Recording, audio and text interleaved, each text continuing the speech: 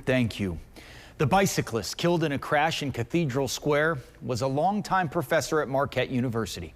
Ellie Nakamoto-White talked to a former student who says even though it's been decades since she was in his class, she'll never forget the impact he made.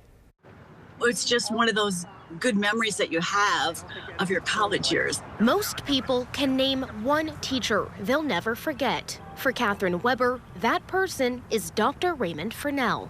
One thing everybody's going to tell you about Dr. Fournelle is he always wore a corduroy sports jacket. The professor emeritus of mechanical engineering spent more than 50 years at Marquette. Probably every mechanical engineer that ever passed through Marquette had Dr. Fournelle. Weber was one of them back in the 70s. In those days, I was the only girl in all my engineering classes, so I was a little apprehensive, and I wasn't sure because I'd changed my major. And he was just very friendly.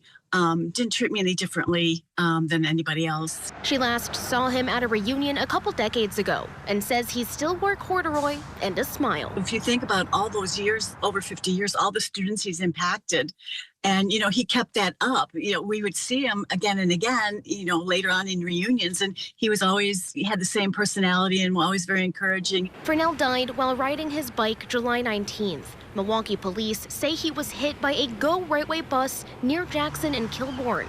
Marquette released a statement saying, in part, our thoughts and prayers are with his family, colleagues, and the many lives he touched during his tenure with the university. All the times I've been in school, it's always been those teachers that, really encourage you and move you forward. And, they're the most enjoyable teachers to have, are the ones that you actually remember and, that you look forward to their classes. Marquette says they will share details for remembrance services if those become available. In Milwaukee, Ellie Nakamoto-White, CBS 58 News.